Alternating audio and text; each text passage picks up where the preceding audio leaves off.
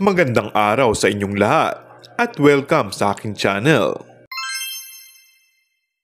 Nag-last day taping na ang aktor na si Makoy De Leon sa FPJ's Batang Quiapo.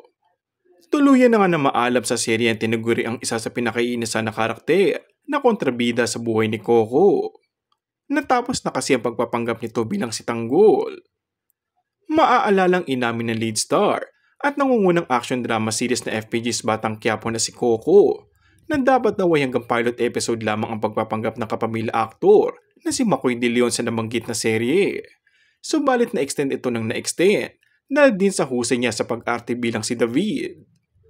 Biro pa ni Coco, parang pusa raw si Makoy dahil sa tuwing naiisip na raw na alisin ang kanyang karakter sa serye ay hindi magawa-gawa dahil mas lalo raw nitong ginagalingan.